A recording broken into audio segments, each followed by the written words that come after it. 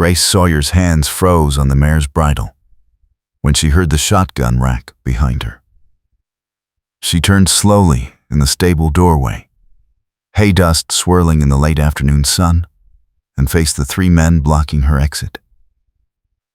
The one in front held a coiled rope. The banker's hired muscle. They had finally come. She kept her voice steady. "Step away from my property." The man with the rope grinned. "Bank says this property ain't yours much longer, Miss Sawyer. Says you got till Friday to settle accounts. We're just here to encourage you to see reason." Grace's pulse hammered, but she did not move. She had 4 days left. 4 days to scrape together $300 or lose Willow Ranch, the only home she had known since childhood. The only legacy her father left her before the scandal destroyed his name and hers along with it. The second man stepped forward, hand on his pistol grip. "Real shame about your horses getting spooked, ma'am. Accidents happen when folks don't cooperate." That was when the stranger rode into her yard.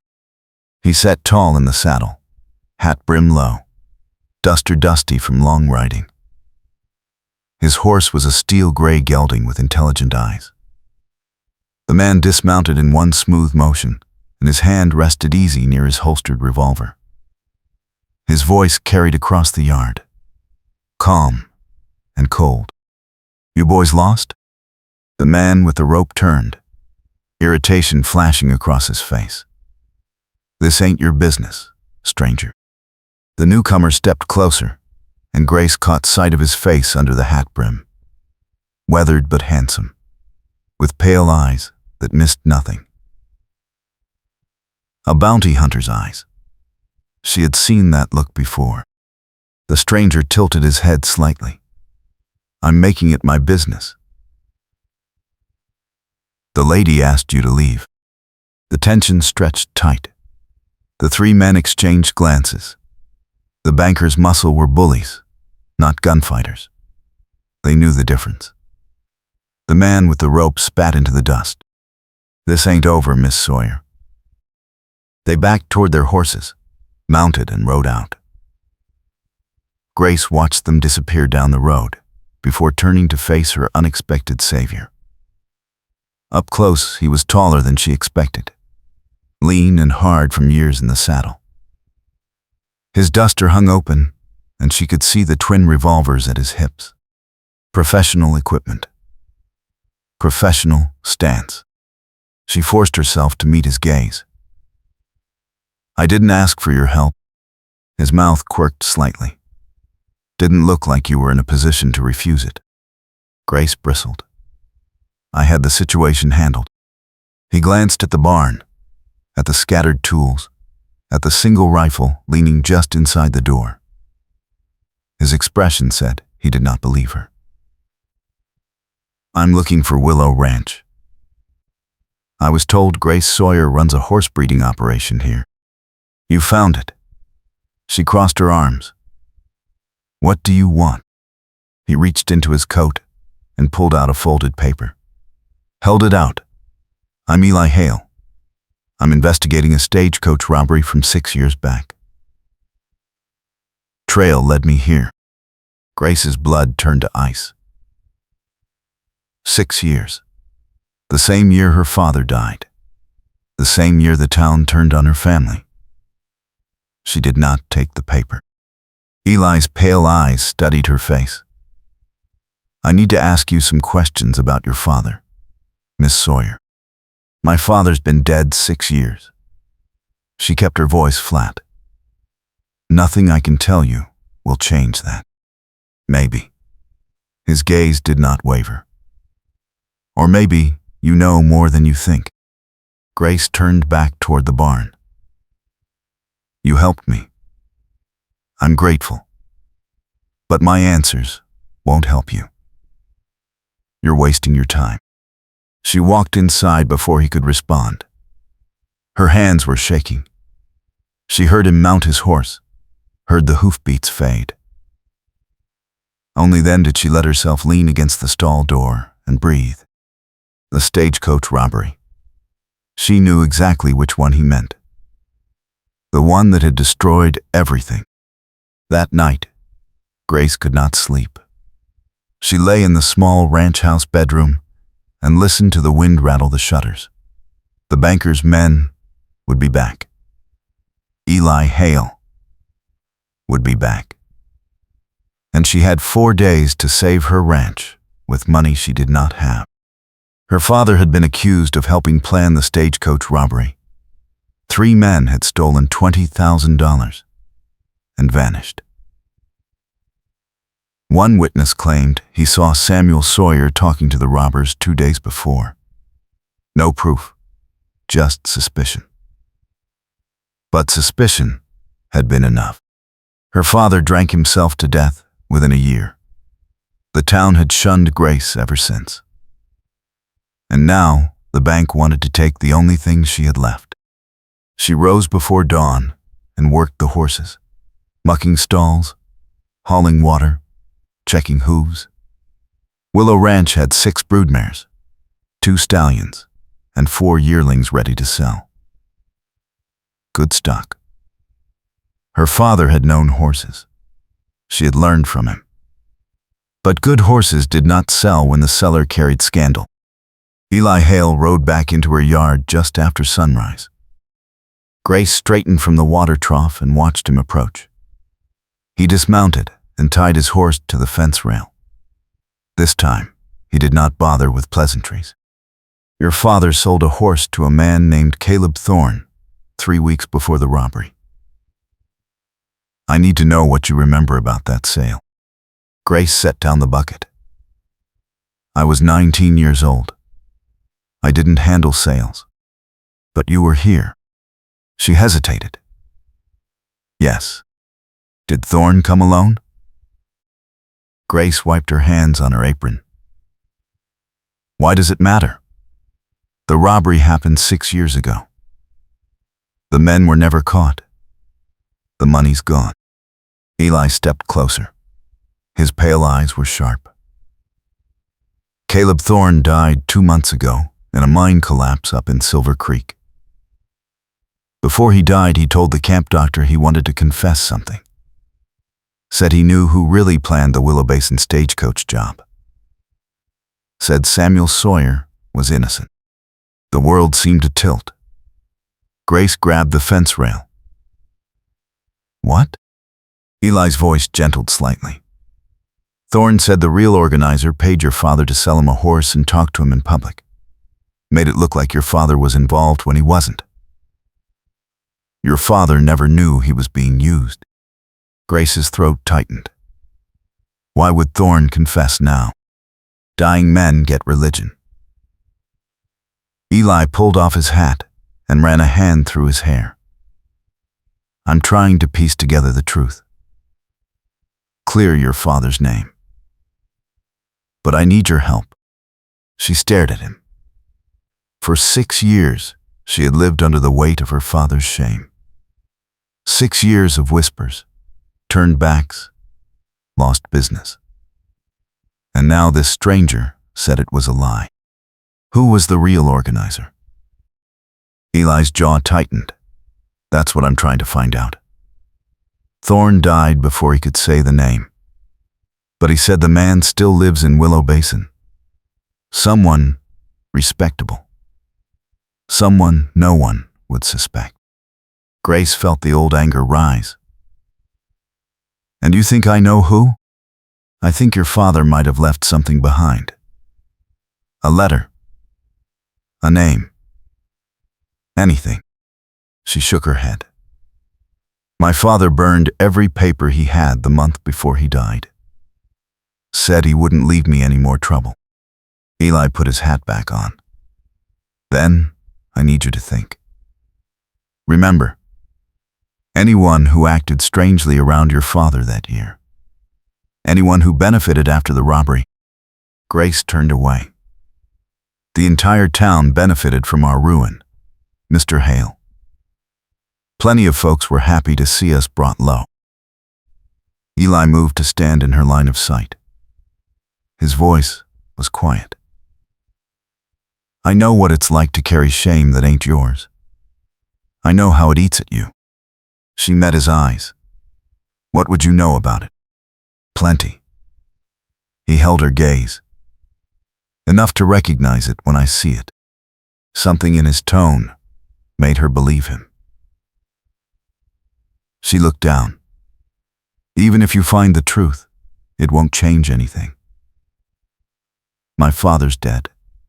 The town won't suddenly forgive me. And I'll still lose this ranch on Friday. Why? The bank. She gestured toward the house. I'm $300 short on the mortgage. My last buyer backed out when he heard the Sawyer name.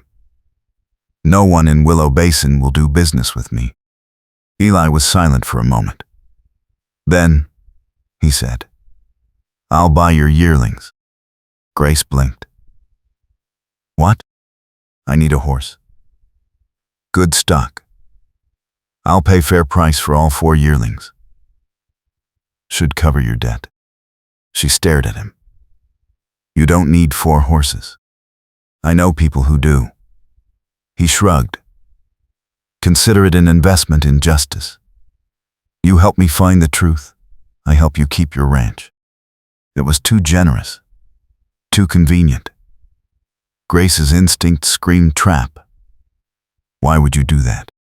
Because your father deserves his name cleared. And because you deserve a fair chance. Eli's expression was unreadable. And because those men yesterday will be back if you're vulnerable.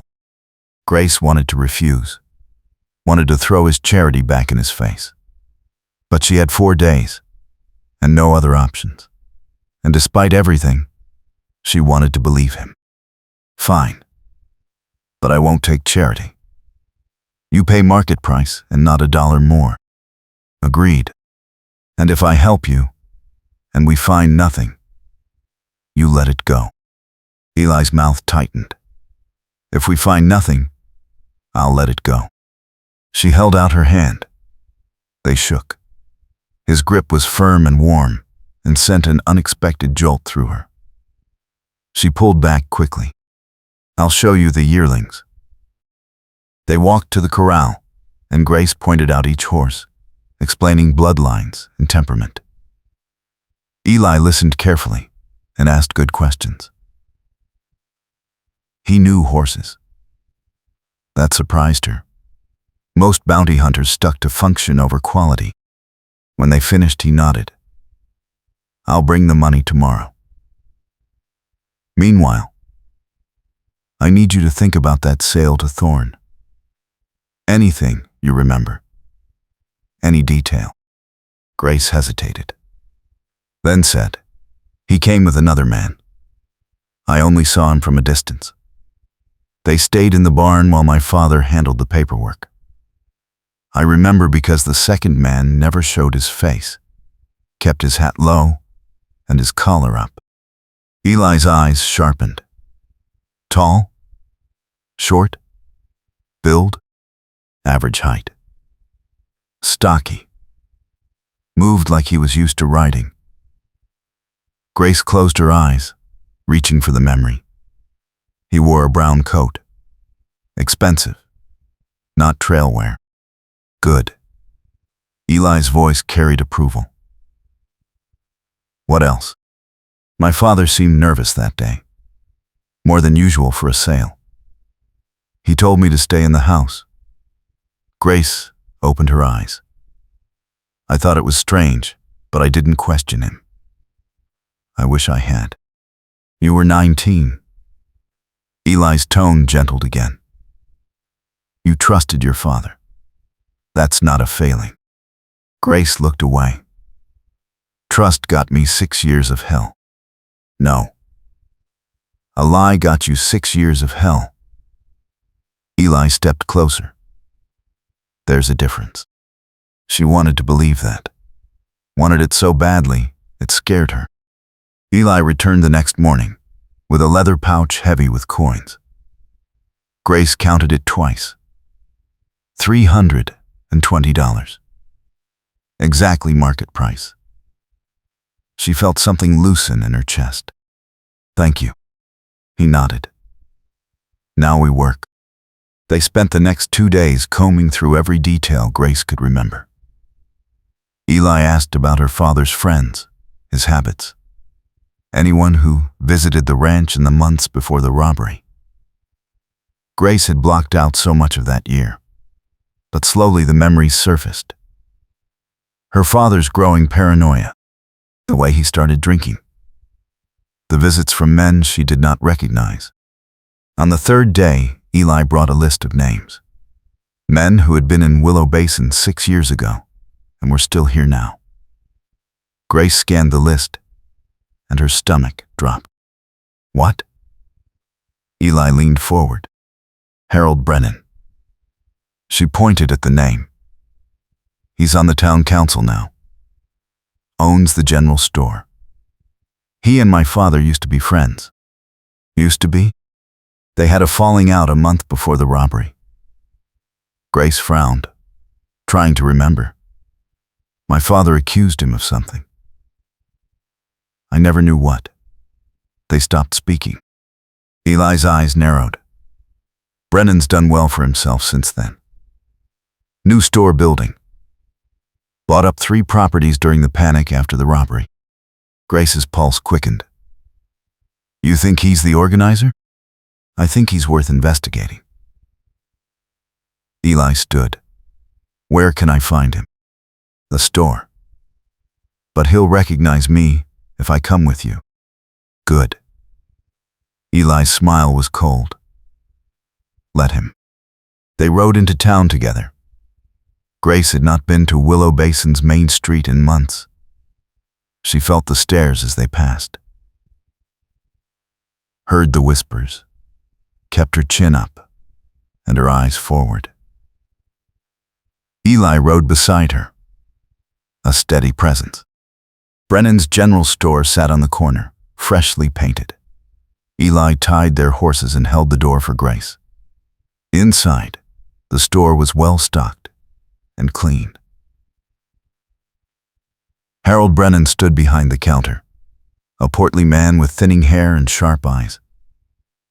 He looked up, and his expression soured when he saw Grace. "Miss Sawyer." His tone was cold. "I don't recall you having credit here." "I'm not here to buy." Grace kept her voice level. "I'm here with Mr. Hale." Eli stepped forward.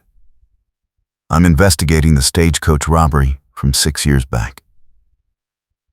"I understand you knew Samuel Sawyer." Brennan's face tightened. "I knew him. Everyone did. He was a drunk and a thief." Grace's hands clenched, but Eli shot her a warning glance. Eli continued, "I'm told you and Sawyer had a dispute shortly before the robbery." "What was it about?" Brennan's eyes flicked between them.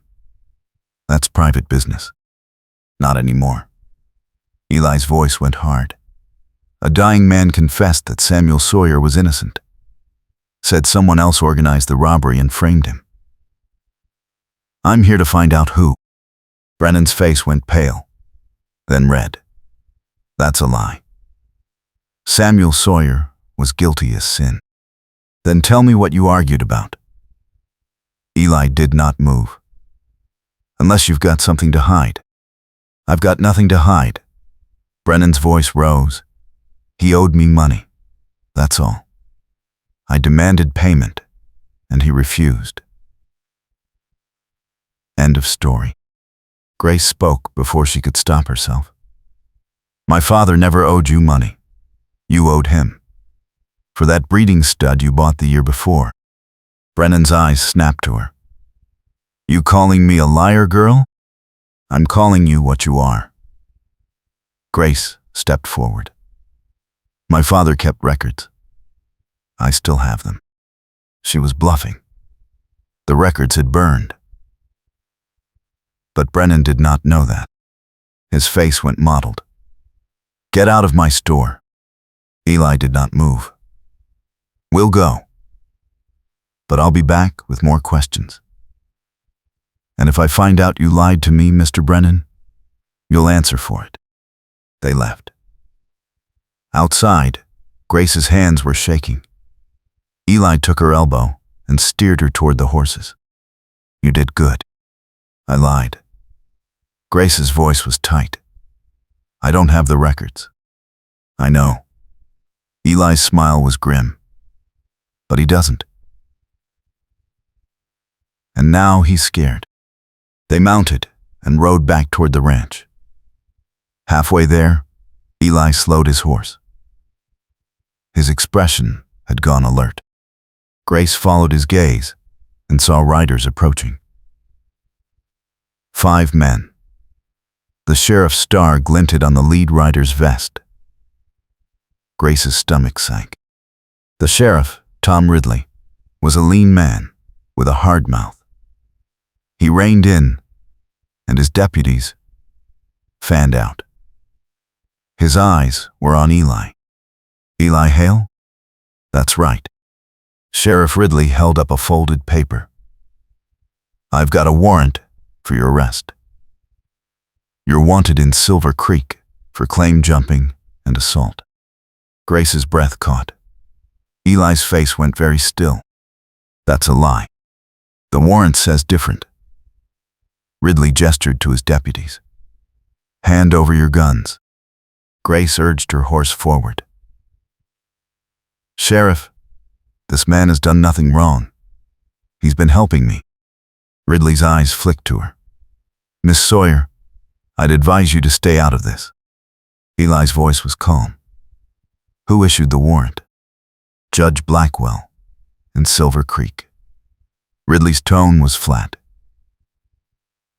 "You coming peaceable, or do we do this hard?" Eli's jaw tightened. Then he slowly unbuckled his gun belt and handed it over. "I'll come. But that warrant's a fake. Someone's trying to stop my investigation." Ridley did not respond. He gestured, and 2 deputies moved in to bind Eli's wrists. Grace felt panic rising. "Where are you taking him?" "County jail." Ridley gathered the reins. "He'll see a judge in 3 days." 3 days. Grace's mind raced. "Sheriff, please.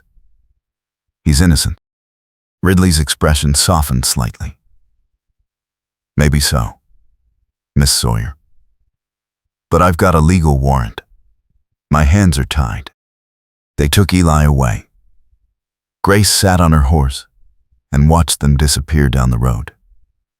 Her chest felt tight. This was wrong. This was all wrong. And she knew exactly who was behind it. Grace rode straight to the telegraph office. The clerk looked surprised to see her, but took her message without comment. She wired the marshal's office in Silver Creek, asking about the warrant for Eli Hale.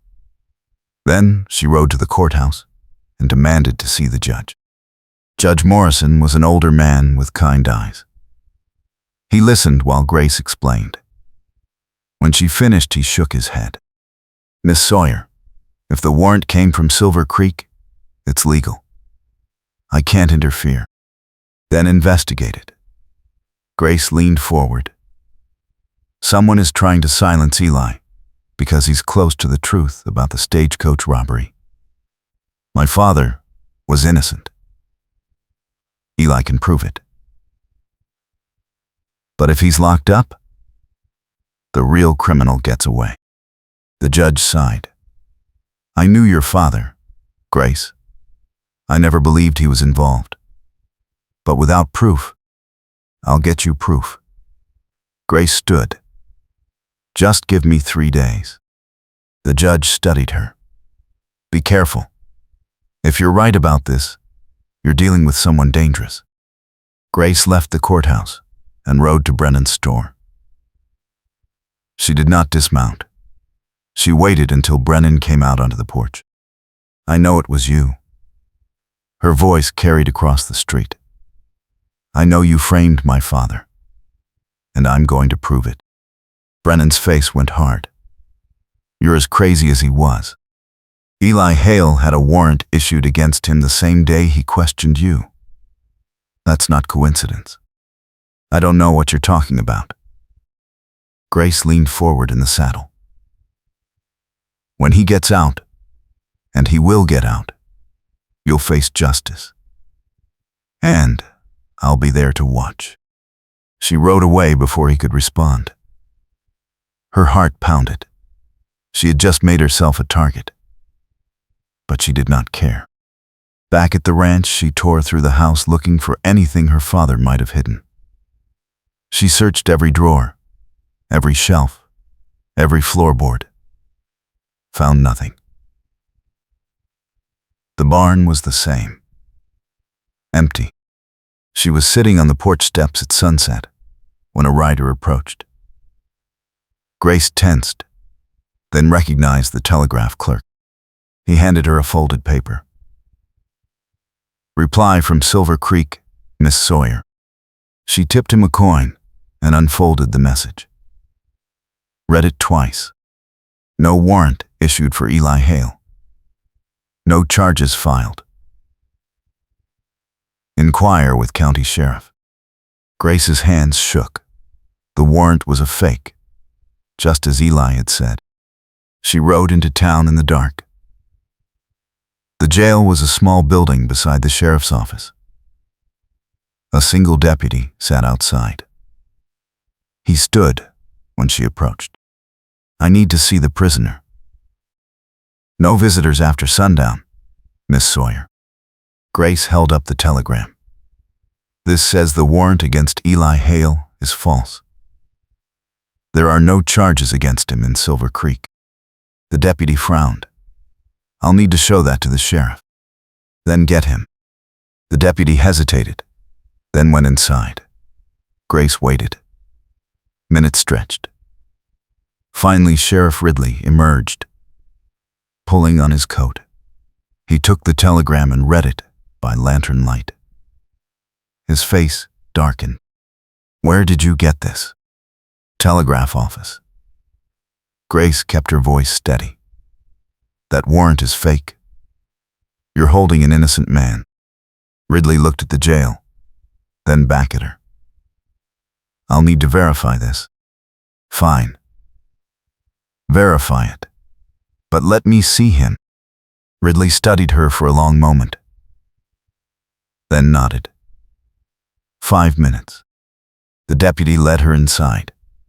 Eli sat on the cell bunk, coat off, shirt sleeves rolled up. He stood when he saw her. Grace. His voice was rough. You shouldn't be here. The warrant's fake. She moved close to the bars. I wired Silver Creek. They have no record of charges against you. Eli's eyes sharpened. Brennan? Has to be. Grace gripped the bars. The sheriff's verifying it now. You'll be out soon. Eli reached through the bars and covered her hands with his. His palms were warm and calloused. Listen to me. If Brennan's desperate enough to fake a warrant, he's desperate enough to do worse. You need to stay away from him. I'm not hiding. Grace's voice was fierce. My father lived in shame because I was too young to fight back. I won't make that mistake again. Eli's grip tightened. Grace, I need you safe. Why? The word came out before she could stop it. Why do you care? His pale eyes held hers. Because somewhere along the way, this stopped being just about justice. Grace's breath caught. The air between them felt charged. She was suddenly aware of how close they were, how warm his hands were on hers, how his gaze dropped briefly to her mouth before coming back up. The deputy cleared his throat. Time's up, Miss Sawyer. Grace pulled back reluctantly. I'll get you out. She left before Eli could respond. Outside, the night air felt cold after the warmth of the jail. Sheriff Ridley was waiting. I sent a wire to Silver Creek. Should have a reply by morning. He looked uncomfortable. If that warrant's fake, Someone's going to answer for it. It's Harold Brennan. Grace met his eyes. He framed my father 6 years ago, and now he's trying to stop Eli from proving it. That's a serious accusation. I know. Grace straightened. And I can prove it. But I need time. The sheriff sighed. I'll hold Hale until I hear back from Silver Creek. After that, I'll need evidence, or I'll have to let Brennan be. Grace nodded and rode home. She barely slept. At dawn, she was back in the barn, searching again. There had to be something. Some clue her father left behind. She was pulling hay bales aside when her hand hit something solid. A wooden box tucked into a hollow in the wall. Grace's heart raced. She pried it loose and opened it. Inside was a ledger. Her father's handwriting filled the pages. Dates, names, amounts. She flipped through quickly and stopped on a page from 6 years ago. Payment received from HB for silence. $200. God forgive me. Below that, in shaking script, he threatened Grace. I had no choice. Grace's vision blurred. HB Harold Brennan. He had paid her father to stay quiet. Paid him, and then framed him anyway. She grabbed the ledger and rode hard for town. The telegraph office had a reply waiting. The sheriff read it, and his mouth thinned. No warrant. No charges. He looked at Grace. Hale's clear. Grace held out the ledger. And this proves Brennan's guilt. The sheriff took it and read slowly. His expression darkened. This says Brennan paid your father for silence. But silence about what? The robbery. Grace's voice shook.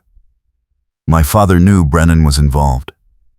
Brennan paid him to keep quiet and threatened me to keep him in line. Then, he framed him anyway to cover his tracks. The sheriff closed the ledger.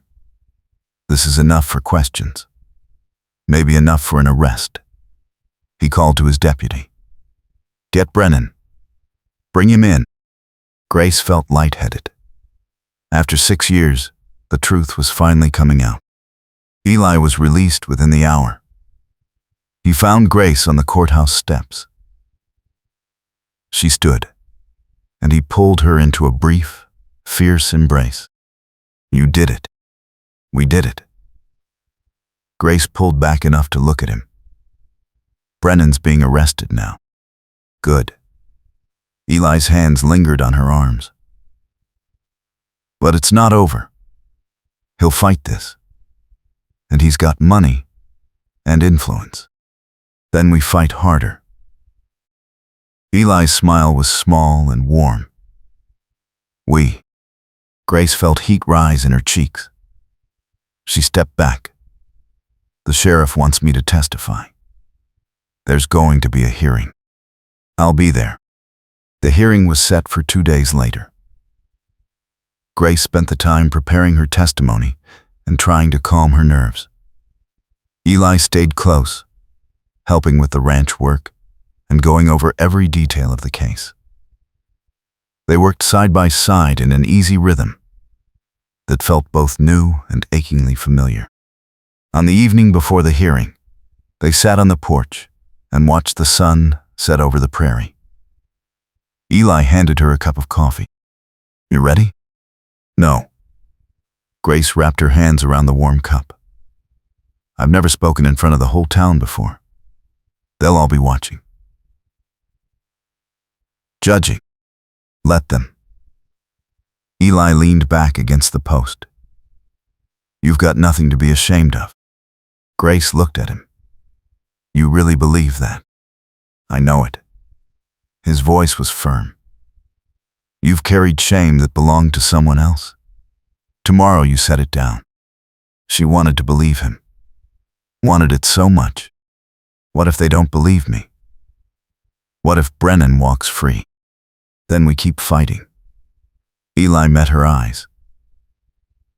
But they'll believe you. Because you're telling the truth. And truth has weight.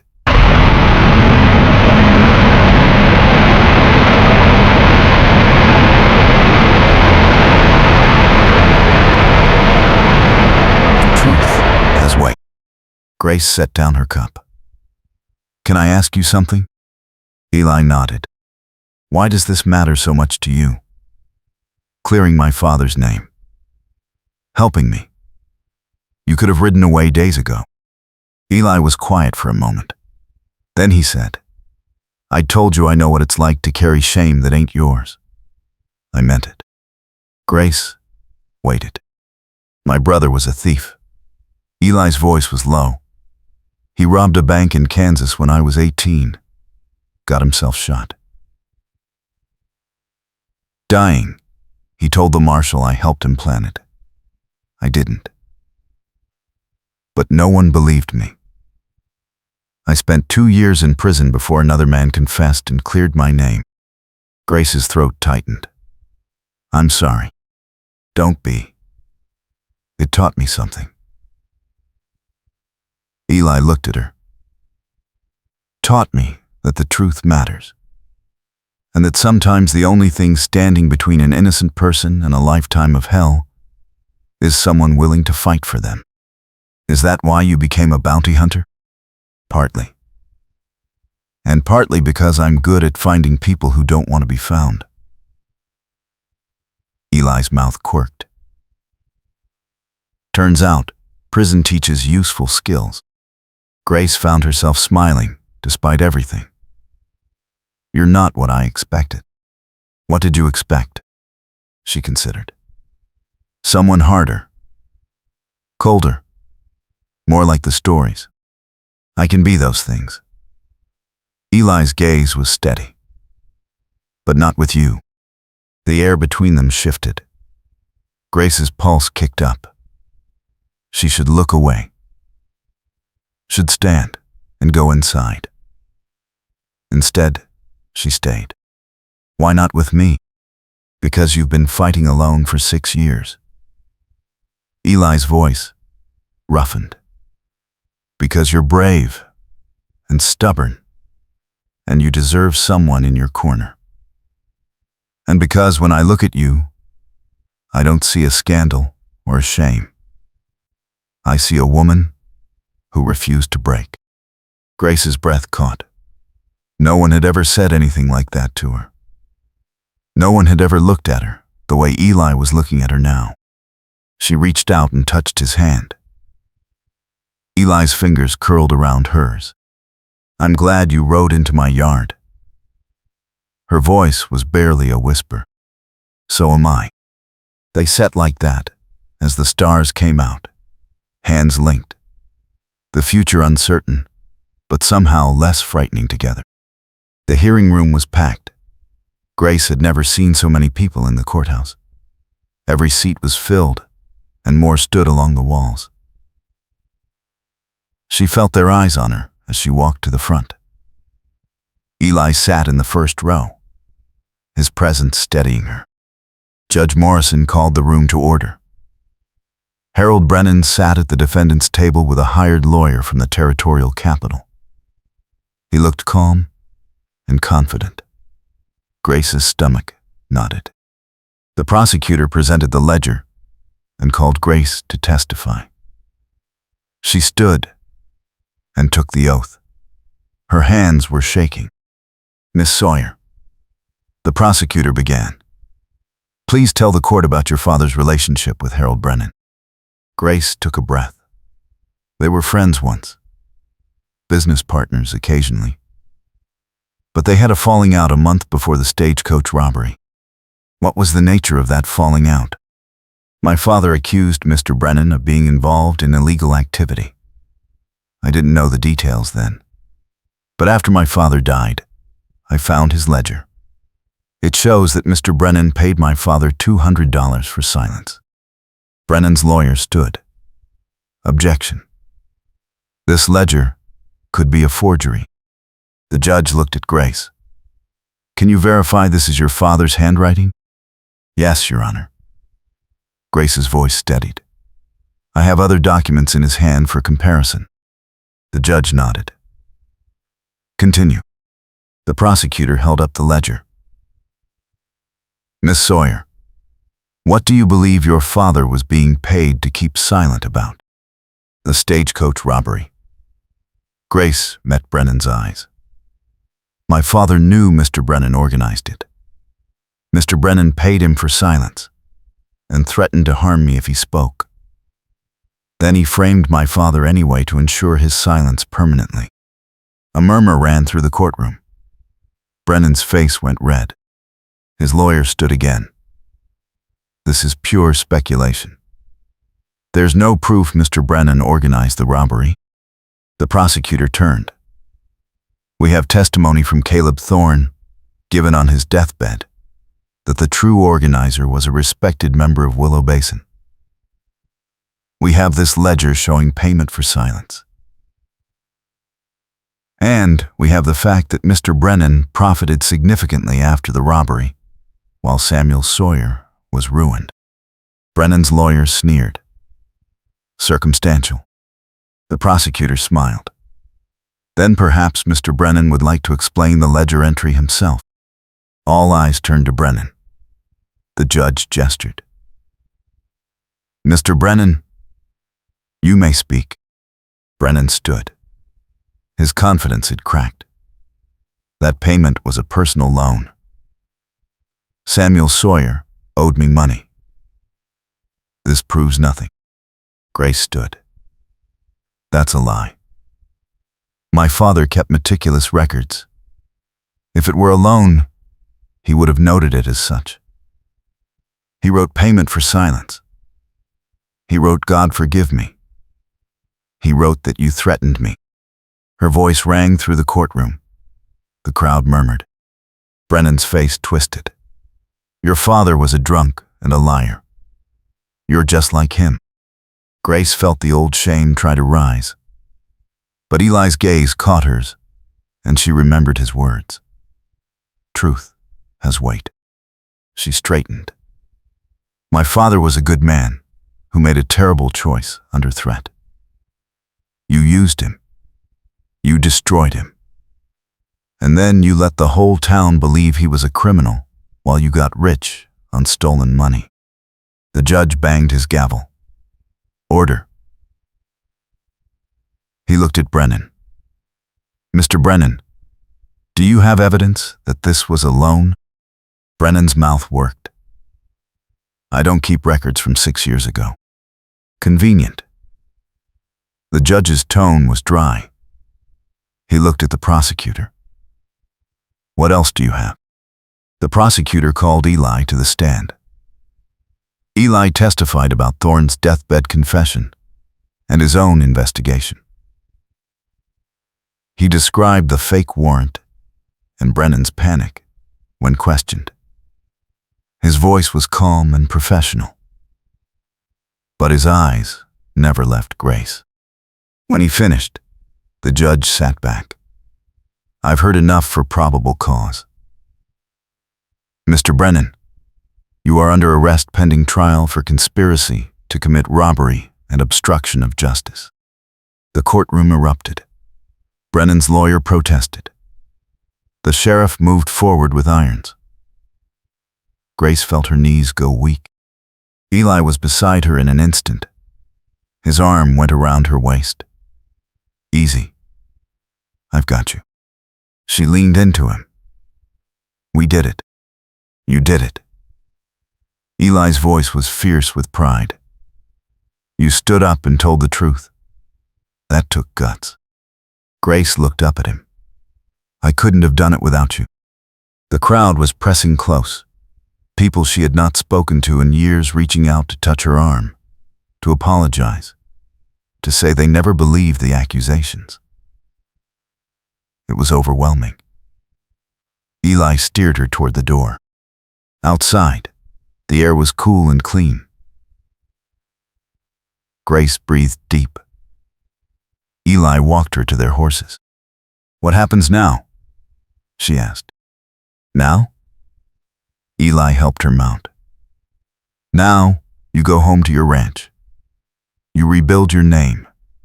You live your life. Grace looked down at him. And you? Eli's expression shuddered slightly. I move on. Find the next case. Something twisted in Grace's chest. Just like that? His jaw tightened. What else is there? Grace's temper flared. You tell me you care. You hold my hand. You fight beside me. And then you're just going to ride away?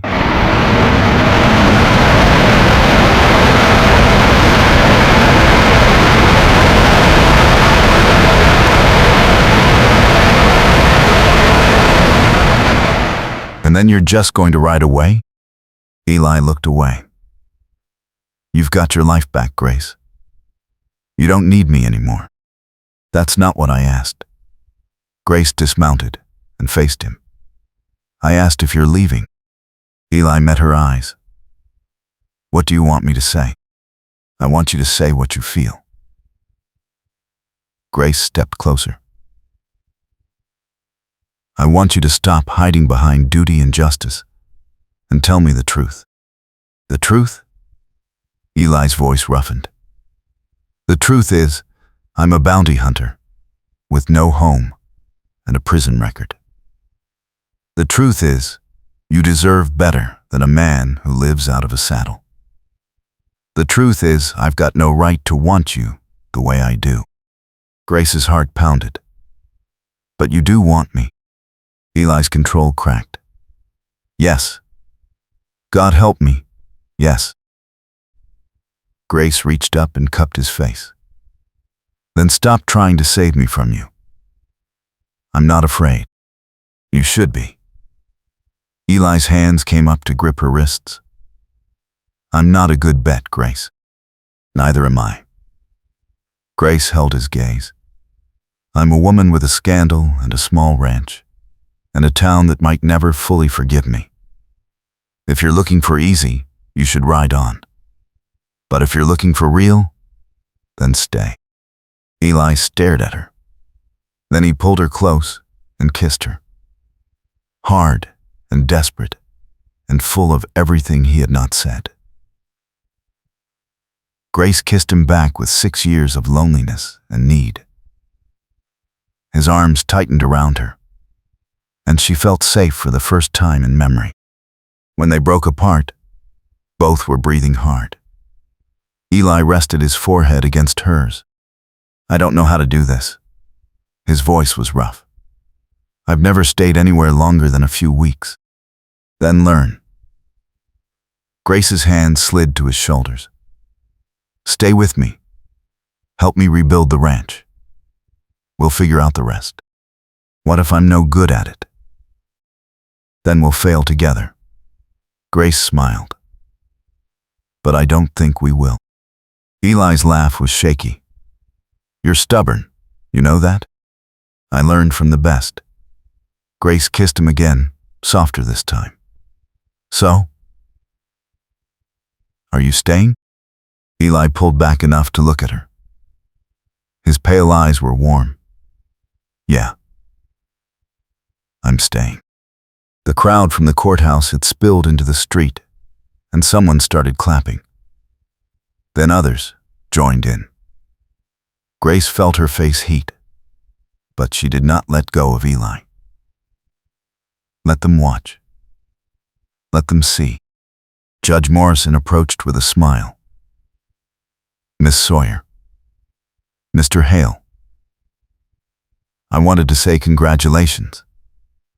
Justice was served today. Thank you, Your Honor.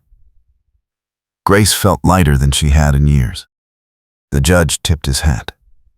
And for what it's worth, your father would be proud. Grace's throat tightened.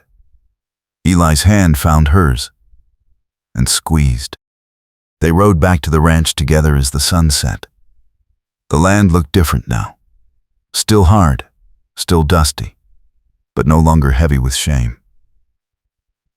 Grace glanced at Eli, and found him watching her. What? Just thinking. Eli's smile was slow. I rode in here hunting a truth. Found something better. Grace laughed. What's better than truth? A future. Eli reached over and took her hand. If you'll have me. I already said yes. Grace squeezed his fingers. You're the one who needed convincing. Fair point. Eli's expression turned serious. I meant what I said, Grace. I don't know how to be a ranch hand or a partner or any of this, but I want to try. For you, not just for me. Grace met his eyes. For us. For us. Eli nodded. I like the sound of that. Over the next weeks, they fell into a rhythm. Eli learned the ranch work with surprising skill. He was good with the horses, and better with the hard labor of mending fences and hauling hay. Grace taught him what her father had taught her, and discovered he was a quick study. At night, they sat on the porch and talked about everything. Eli's years on the trail, Grace's childhood before the scandal, the future they were building together. The town slowly warmed to Grace again. People started placing orders for horses. The general store clerk stopped avoiding her gaze. It was not forgiveness exactly, but it was a start. Brennan's trial was set for the fall. The territorial prosecutor was confident. Meanwhile, Grace had her ranch and her name and the man she loved beside her.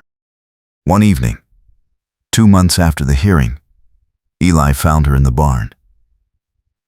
She was brushing down the lead mare and did not hear him approach until his arms came around her waist.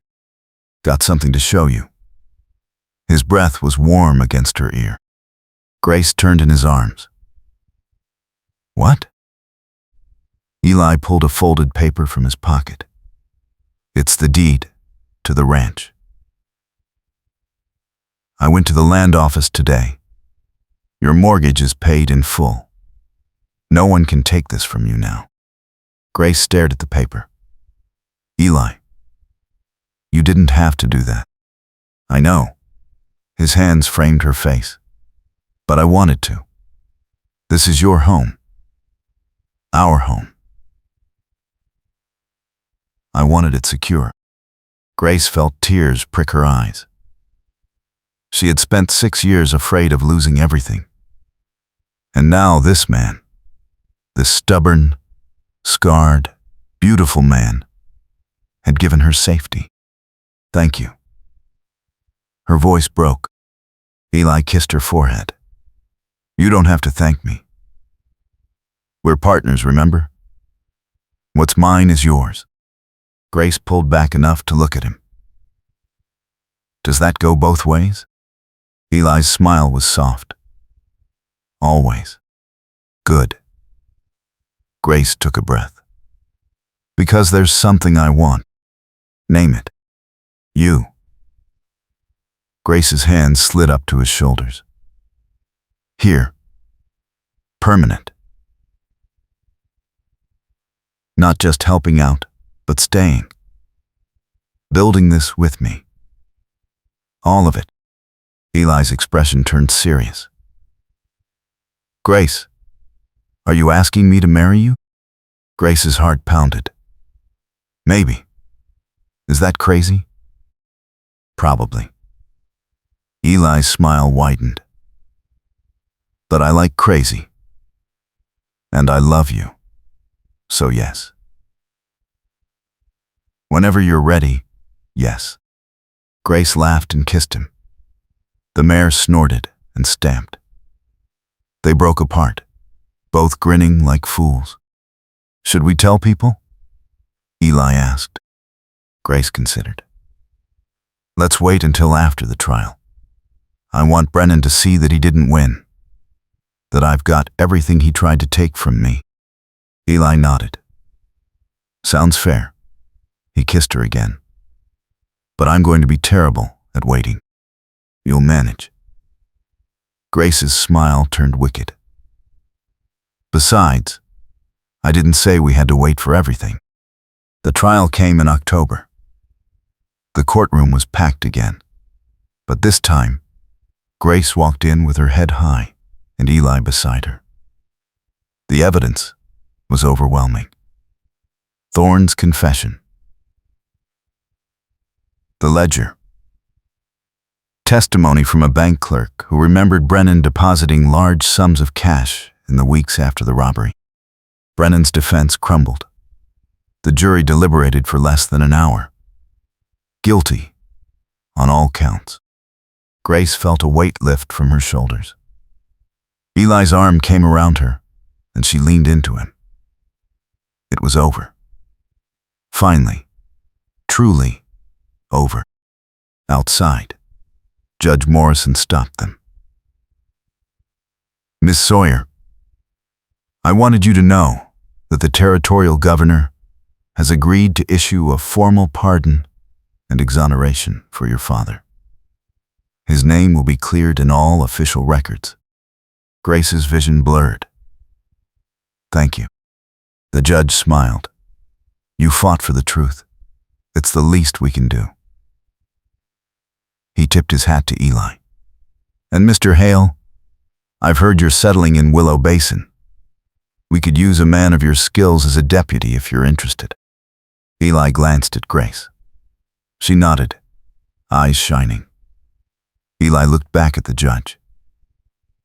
I appreciate the offer, sir, but I'm done chasing outlaws. Got a ranch to help run now. The judge chuckled. Fair enough. Good luck to you both. They rode back to the ranch in the golden afternoon light. Grace felt lighter than air. Her father's name was cleared. Brennan was behind bars. And she had Eli. That night they hosted a small gathering. A few neighbors who had stood by Grace, the telegraph clerk, even Sheriff Ridley. It was not a big party, but it was warm and real. As the guests left, Eli pulled Grace aside. Got one more surprise. Grace raised an eyebrow. Should I be worried? Eli reached into his pocket and pulled out a simple gold band. I know we said we'd wait, but I couldn't. Had this made in town last week. He took her hand. Grace Sawyer, will you marry me? Properly. With a ring and a preacher and all the fuss you deserve. Grace's eyes filled. Yes. 1,000 times yes. Eli slid the ring onto her finger. It fit perfectly. He pulled her close and kissed her, while the last of the sunset painted the sky in shades of orange and gold. They were married 3 weeks later in the small Willow Basin church. Grace wore her mother's dress, simple and cream-colored. Eli wore a new suit that made him look uncomfortable, but handsome. Judge Morrison officiated. The church was full. When the judge pronounced them husband and wife, Eli kissed Grace like they were the only two people in the world. The congregation cheered. Grace laughed against his mouth. Afterward, they held a reception at the ranch. The whole town came. People brought food and music and well wishes. Grace danced with her new husband under the stars and felt a happiness so sharp it almost hurt. Late in the evening, Eli pulled her away from the crowd. They walked to the barn and climbed up to the loft. From there they could see the entire ranch spread out below, the lights from the house, the dark shapes of the horses in the corral. Eli sat on a hay bale and pulled Grace down beside him. Happy? Grace leaned her head on his shoulder. More than I ever thought possible. Good. Eli's arm came around her. Because I plan to keep you that way. Grace smiled. You're stuck with me now, you know. No more riding off into the sunset alone. wouldn't want to. Eli kissed the top of her head. This is my sunset now. Right here. They sat in comfortable silence, watching the stars come out. Grace thought about the last few months. The fear, the fight, the truth finally uncovered. And this man who had ridden into her life and refused to leave. Eli shifted slightly. Can I tell you something? Always. When I first came here, I was just looking for answers. Another case. Another trail. His voice was quiet. I never expected to find a home. Never thought I deserved one. Grace turned to look at him. And now? Now I know I don't deserve you. Eli met her eyes. But I'm going to spend the rest of my life trying to be worthy of you anyway. Grace's throat tightened. You already are. You saw me when no one else did. You believed in me. You fought for me. That's all I ever needed. Eli cupped her face. I love you, Grace Hale. Grace smiled at the sound of her new name. I love you too. They kissed in the loft while below the celebration continued. The ranch that had been Grace's burden was now her joy. The scandal that had defined her was now just history. And the bounty hunter who had come looking for truth had found something far more valuable. Years later, when people asked how they met, Grace would laugh and say he rode in to arrest her father's ghost and stayed to steal her heart. Eli would add that she was the most stubborn woman in the territory, and he never stood a chance. Their children would grow up hearing the story of how their mother stood up to a whole town, how their father chose love over the trail, how truth and courage won in the end. But that was later. On this night, in the loft of Willow Ranch, Grace and Eli simply held each other and watched the stars. The past was finally at rest. The future stretched before them, wide and bright as the prairie sky. And for the first time in 6 years, Grace Sawyer, now Grace Hale, felt completely free.